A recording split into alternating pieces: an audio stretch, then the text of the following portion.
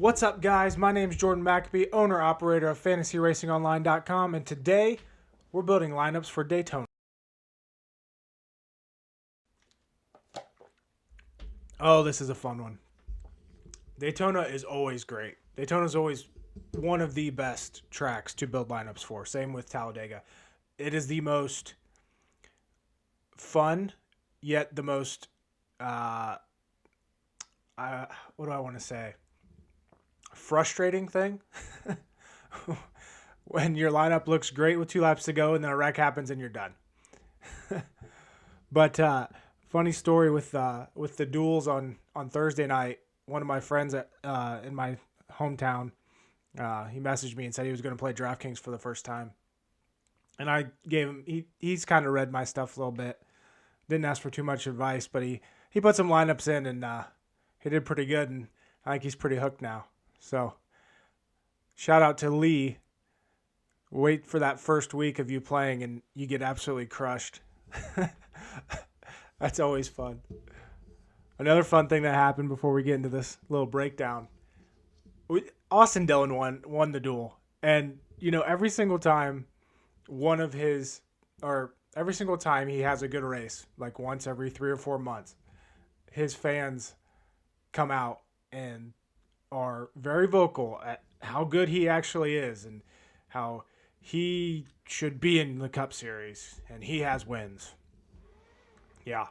So I did a little research today. I got a little Twitter spout with somebody. Do you realize that Austin Dillon, this is kind of cutting off here a little bit, but Austin Dillon essentially has the worst top 10 finish percentage of all active drivers for the most part, at least drivers in decent equipment. 49 top 10s, 264 total starts for a percentage of 18.56. Cole Custer's worse. He has 1 year under his belt. Same with Christopher Bell. Both of them had not great rookie seasons. Austin Dillon, just not even. By the way, Kyle Busch is up here. I think it's cutting off on the screen. But he's the top at 55.4. Johnson, Harvick, Chase Elliott, Denny Hamlin, Brad Keselowski, Joe Logano, all above 50%. And then Austin Dillon, who is on my shirt. I'm actually wearing my lucky Austin Dillon shirt. 18.56%. Let's get into the breakdown. All right. DraftKings, week 1. Let's start with my algorithm predicted finishing order. I was actually a bit surprised how this thing ended up. I was fully expecting Joey Logano or Denny Hamlin to be number 1 with this. And as always, I'll link this article and any other article in the description of this video if you're on YouTube. It's got Ryan Blaney ranked number 1, winning this year's Daytona 500. Denny Hamlin, Logano, 2nd and 3rd. Then Harvick, Chase Elliott, the Hendrick cars of Byron and Bowman, 6th and 7th. Matt DiBenedetto ranked 8th. Interesting. I just found that interesting. Got Truex way down here in 18th, who I am 100% fully convinced that he just sucks at decision-making on plate tracks. Not plate tracks, super speedways now. They don't use restrictor plates anymore. But anyway, okay, we're getting into this. DraftKings. This is the advice that I give every single time to anyone that asks me how to play DraftKings when it comes to Daytona and Talladega. I literally do not care who you pick. I can't logically and confidently, I can make arguments logically with it, but not fully confidently whether you should pick one driver over another, depending on past stats or who that driver is. What this race specifically, and any race at Daytona and Talladega, but we're talking about the Daytona 500 this right now. This race is literally all about place differential and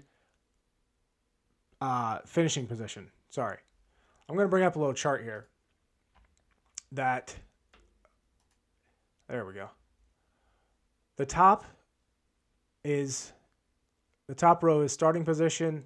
the left column is finish position, and it shows you how many DraftKings points a driver will score if they from where they start to where they finish. And this is without taking into account laps led or fastest laps or anything. And this is why, to touch on that. Laps led are a little predictable, somewhat. Fastest laps, I believe the highest driver is, I honestly don't even remember who it is, but I know the number is 6. Over the last 2 years of Daytona races and last year's Talladega races, the highest average of fastest laps per race is 6. They are spread out. Every driver in the field will probably get at least one. So you essentially, unlike normal races, you essentially don't have to even think about them. It might be, you might look at the averages and you might, pick a certain driver over another just because they tend to average a few more fastest laps. 4 fastest laps over 0 adds up. It's, what is it this year? It'd be 1.8 points additional for the fastest laps. But unlike, say like Richmond, where you really have to nail those dominator points, or even the road course, which even then it's still a lot about place differential. But those short tracks, Martinsville, Bristol, you need to nail those dominator points. Here at Daytona, you don't. You are focused solely on starting position. Now, why I bring up this chart is you can kind of look where the most green is and why, and you will know, by looking at this, you will know why I recommend the strategy that I do to build your lineup. So let's get to that first, and then we'll go back to that chart. My rule of thumb when building a lineup, and like I said, I will tell this to someone that has never watched NASCAR and wants to play DraftKings this week. I'll tell them, here's what you do. Pick 1 or 2 drivers starting top 12. A couple more drivers, maybe 3 starting 13th to 29th. And then the remaining spots in your lineup at the tail end. Because place differential and finishing position are all that matters. Yes, it's very possible that a driver starting 5th is going to win the race. But you know what? Let's come here to this chart. If a driver starting 5th finishes first without taking in laps led or fastest laps, 5th to 1st is 49 base DraftKings points. Okay? If a driver starting 40th, for example, finishes 17th, which is essentially, with how these races play out, that's just avoiding the wrecks. If Kaz Grala avoids the wrecks on Sunday, or whenever this race gets started because of the rain that's supposedly coming, if he avoids the wrecks, finishes 17th, he scores as many base DraftKings points as the guy who started 5th and finished 1st. It doesn't make a lot of sense to most people, but in DraftKings scoring world, that's just how important place differential is. So you have to build your lineups with that in mind. So over the years, I've just kind of used this rule of thumb, and it's worked out pretty well. Now you can, if you're building a cash lineup and you want to go with everyone starting 30th through 40th, that's fine. You are limiting your chance of a driver scoring negative points, and you have huge upside.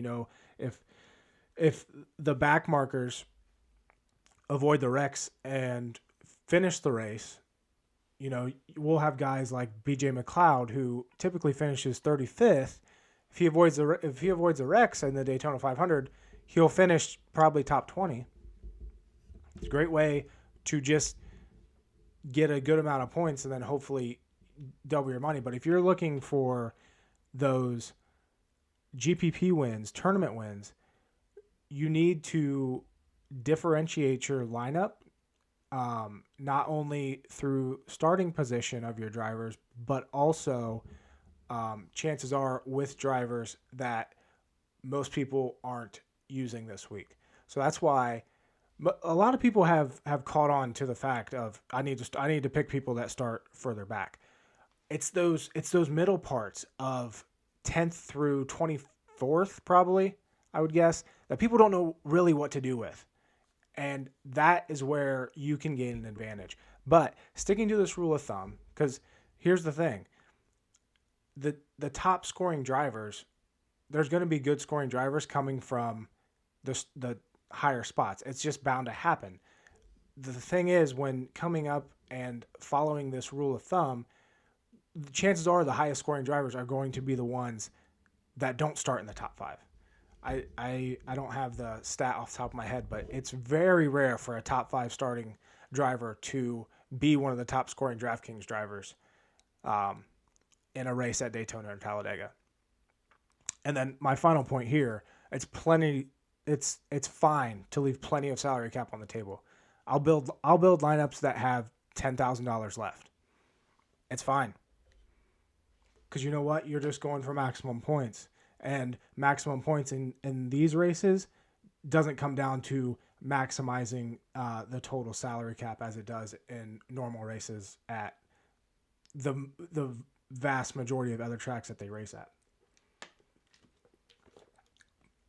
Now, before we get into building some lineups, we can go through my projections quick, my picks.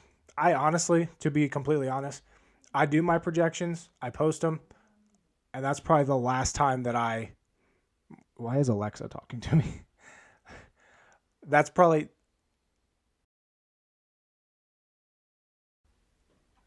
anyway, oops. I look at I post my projections, I run them and everything, post them, and that's probably the last time that I look at them and use them, because it all comes down to, I got the truck race on that screen over there, but I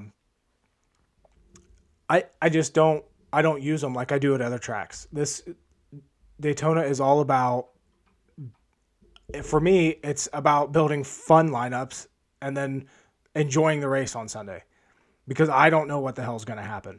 And I don't think many people actually do, if anybody. One wreck can take out the entire field, literally. So build your lineups, have fun, and use a strategy that works. That's what you need to do for Daytona. But we'll go through my projections real quick. Hamlin's projected highest, starting back in 25th. He's won the last two Daytona 500s. Projected up there at 64.8. Fantasy or DraftKings points. Got Blaney second. Again, my algorithm has him winning the race, so not too surprised there. Keselowski, again, starting 24th. Fords are always strong. Logano, same thing. Chris Buescher, we'll get to him. I really liked him in the duel. He had a normal duel race for him. Chase Elliott, always a contender. Truex, I think that's a trap for Truex, but I'll explain why in a little bit. So my tournament picks, of course, Logano. It was between him and Harvick for me. I ended up going with Logano. I think more people will take the discount over with Logano there, but I do feel like these are both Logano and Harvick are good pivots off of Blaney, who starts 14th. Logano and Harvick start, I believe, 8th and 9th, somewhere around there. Bubba Wallace is my second pick, and he's about the like I said, you're going to have to build chances are if you're building a lot of lineups for this race, you're going to have some with drivers starting in the top 5, top 7. I really liked how strong the Toyotas overall looked in the duels, which, by the way, if you watch the duels, it was basically a practice session for the Daytona 500 and what to expect as far as what the racing will be like. Guys like Denny Hamlin, if you watch that race, he, for whatever reason, I think it was 3 laps in, he completely almost lost the draft and then ended up working his way back and going through that. He was using that as practice of what to expect on Sunday. That's all that was. Whereas someone like Eric Almirola, yeah, he looked great. He led a ton of laps. He stayed out front most of the time. He had an average running position of 1.5. He has no idea what to expect on Sunday when it comes to being in the pack if he ends up back there. Just saying.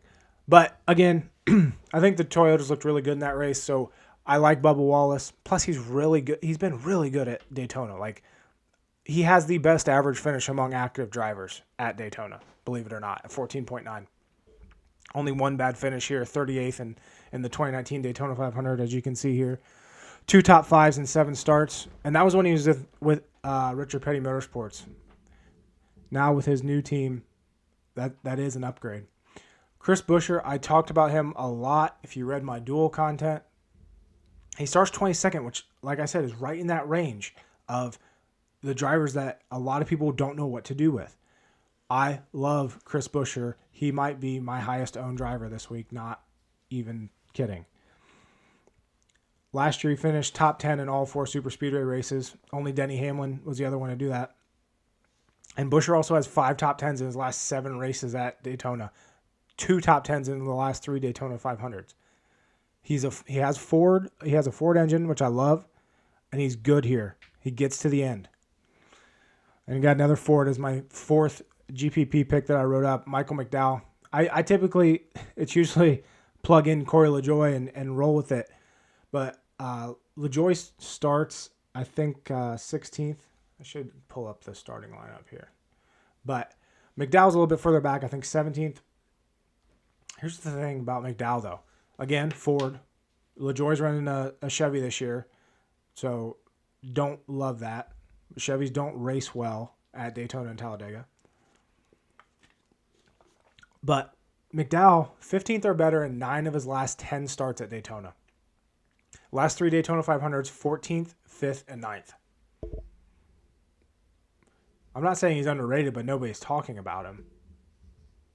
And he has legitimate top 10 potential.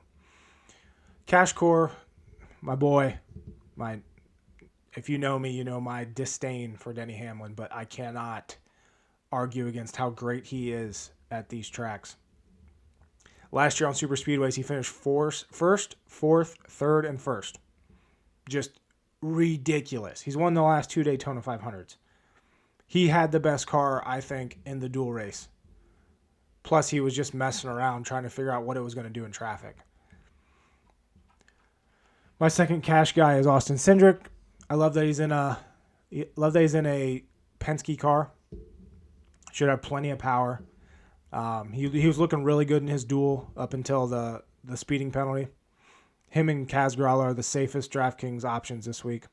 They start dead last and second last. So their chances are they're going to move up. They both should be very highly owned as well. I would think Grala will be higher owned than Cindric, but it probably won't be by much. It'll probably be pretty equal with those two. Grala weirdly priced at $4,900 though. I think they put the pricing up before the starting lineup was set, but that's still quite low for that car. And then my third cash game pick is Anthony Alfredo. I like the car that he's in. I don't exactly trust him, but I like the car, and I'll roll with that. That's Michael McDowell's teammate this year. John Hunter Nemechek was in this car, the 38 that Alfredo is driving this year. John Hunter Nemechek was in it last year. He finished 11th in both Daytona races and then 8th in both Talladega races. It's kind of crazy. They finished the same position in both races at each track, but great finishes. And like I said, I like those Fords. But hey, let's build some lineups here. How about that? So like I said, I have that rule of thumb. I'm going to pull it back up here just for quick reference. Sparingly use the people starting in the top 5. Absolutely maximum of 1. I wouldn't go more than 1. Top 12. Overall, 1, maybe 2. If you want to get a little crazy, 3. There was a stat that Ryan with ifantasyrace.com. If you don't know that site, be sure to check it out. But Ryan, 4 of the last 5 Daytona 500s have been won from a starting position between 8th and 14th. That makes sense. Because you think about it, that's between 4th and 7th in the duels. So, maybe it's like Hamlin or Logano going for the win and then getting shuffled back late in the duel, and then they actually have a really good car and then they win the Daytona 500.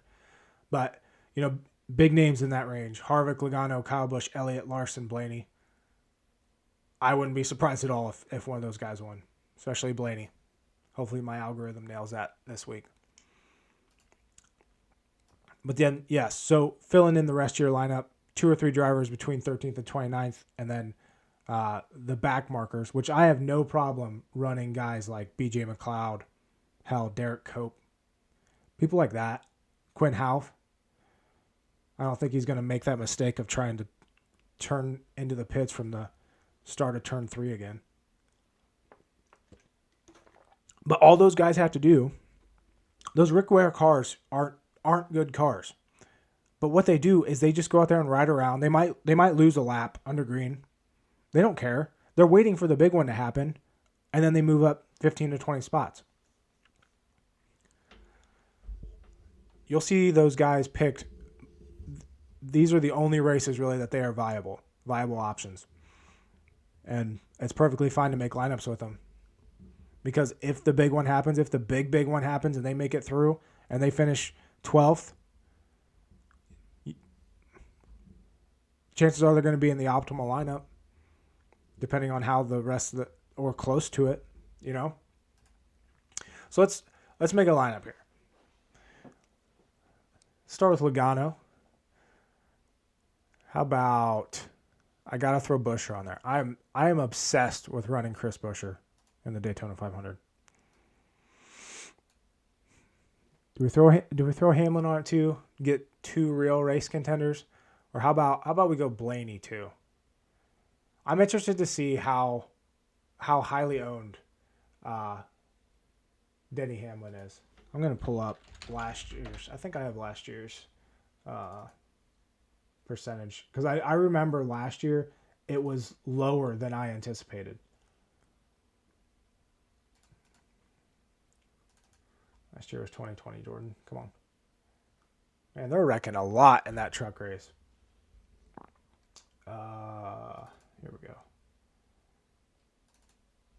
I remember this well, that Hamlin was much lower than I thought he'd be, because he's so good at these tracks, and I think he started in the 20s last year.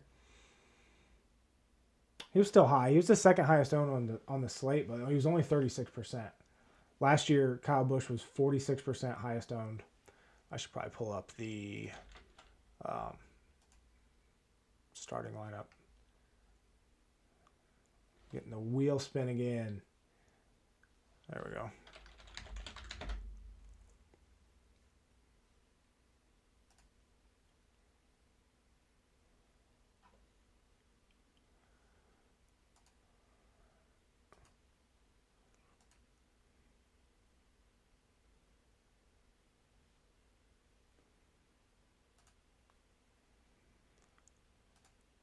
Oops. So Denny Hamlin last year started 21st. Yep, 21st. So he starts 25th this year. I wouldn't be surprised if he's over 40%, even though he's the highest owned on the slate. Kyle Busch, I think, started 28th. The biggest name driver, 28th or worse, Kyle Busch. So, yeah, he grabbed 46% last year. Anyway, so we got Logano, Buescher on this lineup. Let's go Blaney instead of Hamlin. Gives us about 7,700 left. Come down here. Throw McDowell on there. So we got a guy in the top 10. We got 2 in the teens, 14th and 17th, 22nd.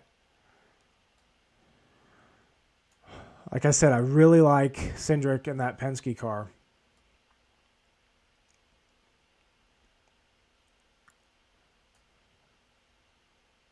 I like Eric Jones. These guys right here, Chase Briscoe, he's in a good car. Stuart Haas is a good car. Eric Jones is just really good at super speedways. So here you can see, I'd be perfectly fine entering this lineup, especially in like a single entry, because you're not taking all the back markers.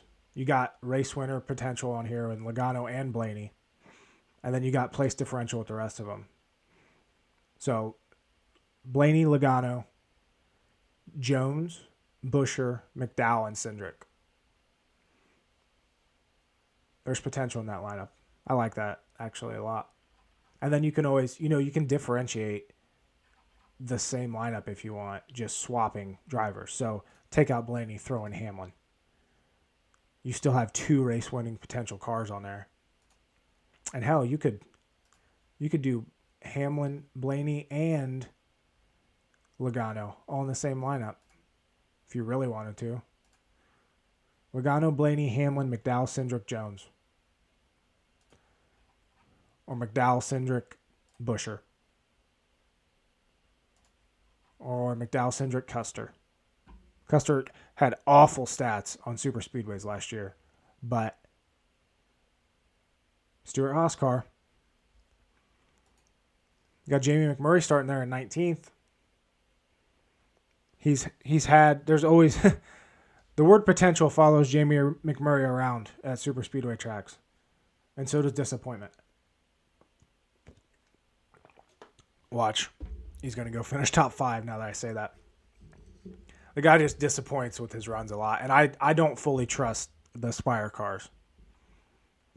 Corey LaJoie, I wish he started he's a great GPP pick, I still think. So just to look at last year's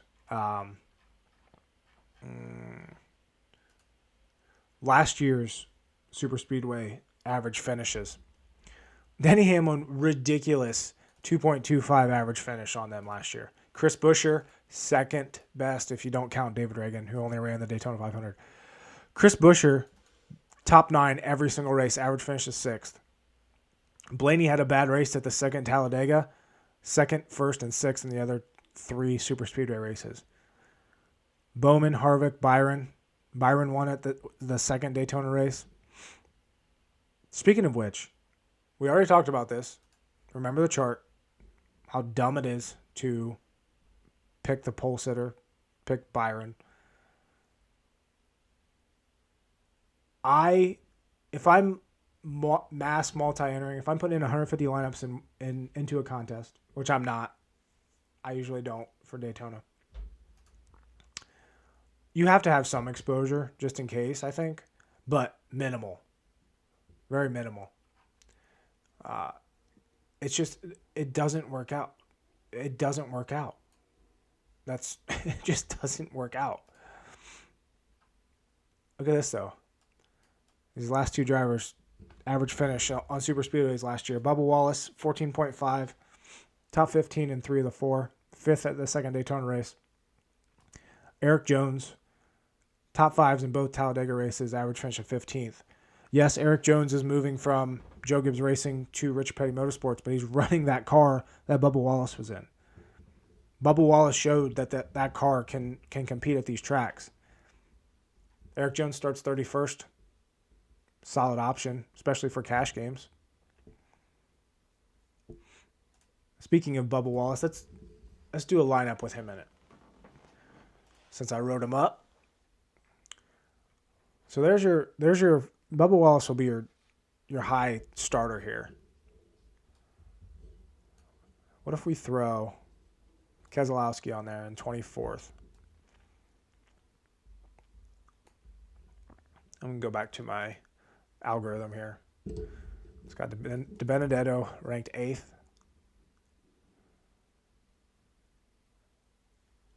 Okay. DiBenedetto starts 23rd. That's, again, right in that range of, is it too high, is it not? Got Stenhouse there in 21st. Stenhouse is always He's either wrecking or he's top 10 at these tracks. But we're going to roll DiBenedetto on this lineup. So we got 23rd, 24th. Let's get someone in the teens in here. That's my dog. There's people outside.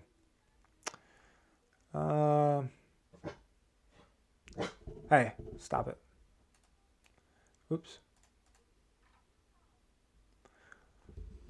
I don't want to throw Michael McDowell in there again. For our back marker though, let's go Anthony Alfredo. So far we have Bubba Wallace, Keselowski, DiBenedetto, Anthony Alfredo. How about we'll do Kurt Busch. So now we have our 3 in that second range. We have our back marker. Let's do someone a little in the teens. Let's do McMurray. Screw it. Let's see what McMurray does. Brad Keselowski, DiBenedetto, Kurt Busch, Jamie McMurray, Anthony Alfredo, and Bubba Wallace.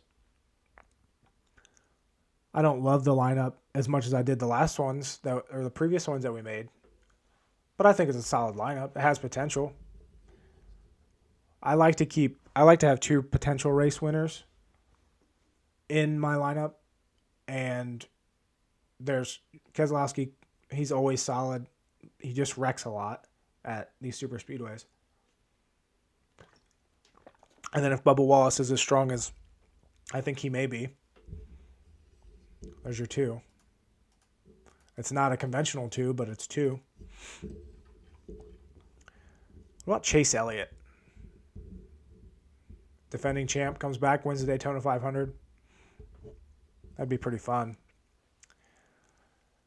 Or Kevin Harvick, who tweeted out, I don't know if you guys saw it, but he did tweet out how strong of a car he has. And it was pretty apparent. And like I said in my write up, it was between him and Logano for my top GPP pick. You got Kyle Busch there in 10th as well. Let's start with Harvick with this lineup. Got Kevin Harvick.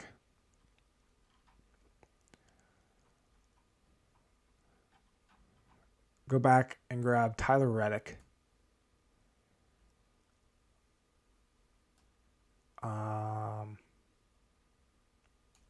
Again, Chris Buescher.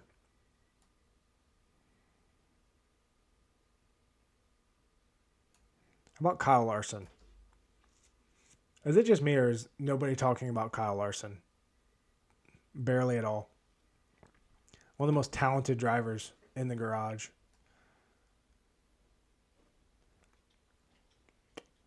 So we got Harvick, Larson, Buescher in that middle range. We got Reddick as a back marker, kind of. We could do Kaz Grala, who starts dead last. Safest option in the field.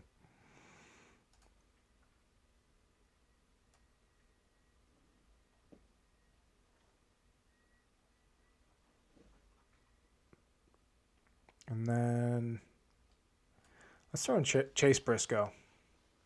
Stuart Haas car. So we got Kevin Harvick, Reddick, Buescher, Larson, Grala, and Briscoe.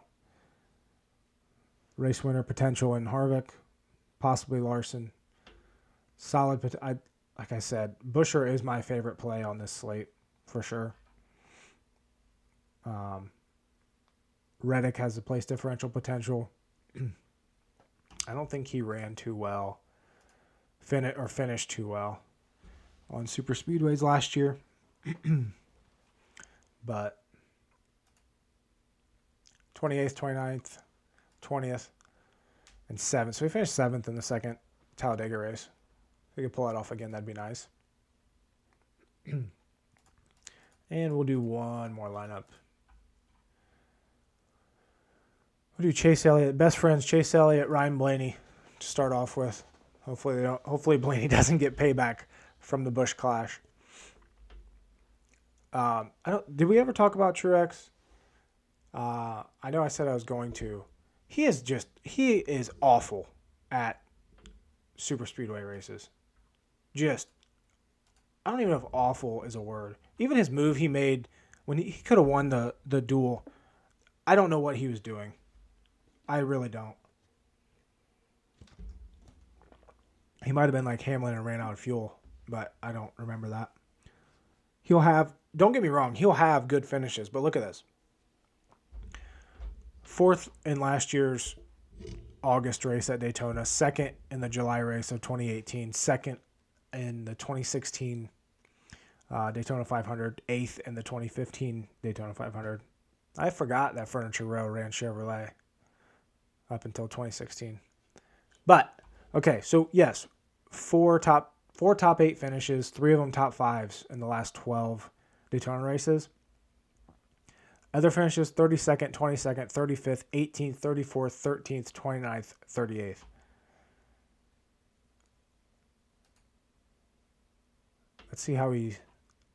Let's get his record from over at Daytona. Or Talladega. It might be even worse. Yeah. He hasn't had a top 10 at Talladega since 2015. 23rd, 23rd, 26th, 20th, 23rd, 26th, 23rd. That's impressive in and of itself. To finish 23rd that many times. How many times is that? 4 in the last 7 races. He's finished 23rd. And between 20th and 26th, first 7 races in a row.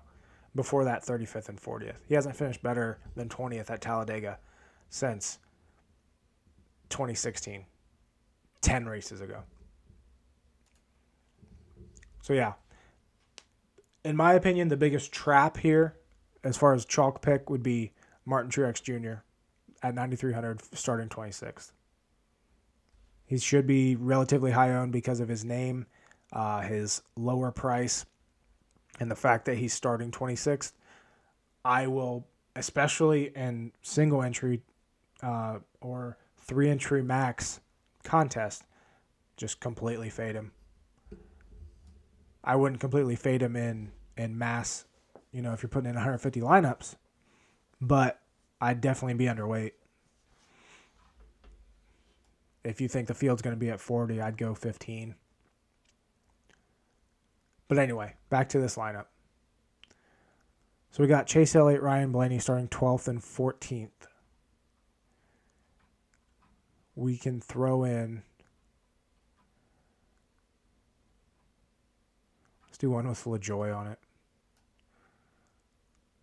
LaJoie is one of those drivers that just gets to the end and then he's there.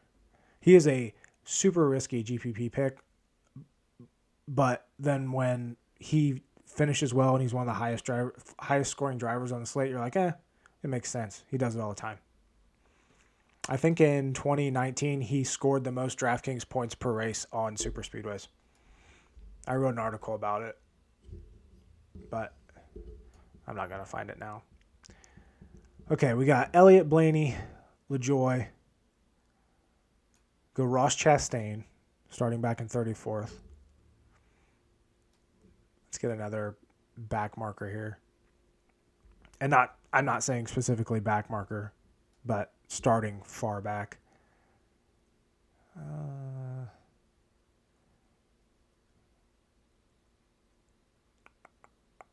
Who's starting let's do Cole Custer.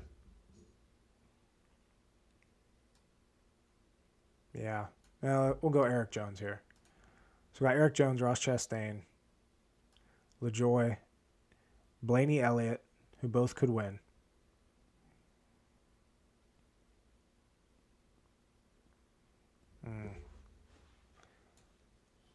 Actually, let's go. I'm trying to get up to Kyle Busch. That puts me 700 over.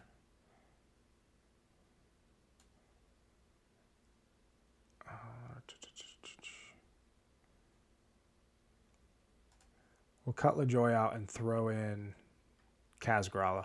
Grala's running the Colleague car, number 16.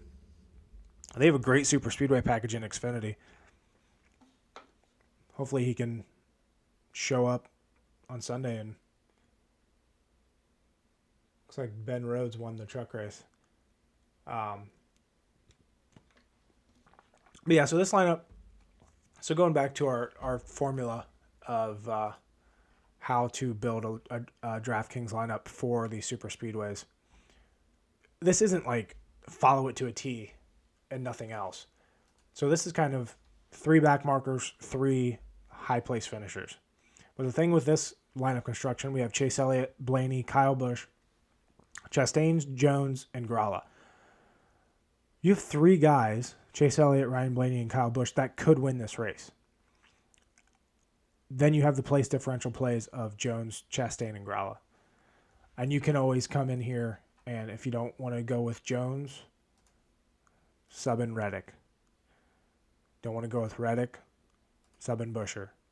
Sub in Buescher for every single time. Sub in Buescher. Sub in Cole Custer, Chase Briscoe. Same thing with Chastain if you want to go with. But you get the point. Move it around and focus on building that lineup with the best place differential and finish potential. And then when you're done, do not stress about it and enjoy this damn race. Because you know what? It's probably either gonna be really good for you or it's gonna suck. So you might as well enjoy the race because these wrecks are inevitable and it's fun watching and hoping that your guys aren't in them. But yeah, that's gonna do it for me. All the links for all my articles this week will be in the description of this video. Follow me on Twitter. Subscribe to me on YouTube. If you're looking for a season-long game to play, I have 2 of them available. www.fantasyracingonline.com. One is free. One is pay to play. I think you have fun. If you enjoy DraftKings, you'll enjoy both of these. I know a lot of people playing DraftKings don't love the season-long games, but if you do, you're more than welcome to play. Check them out. And that's it. Good luck. Hopefully your guys don't wreck.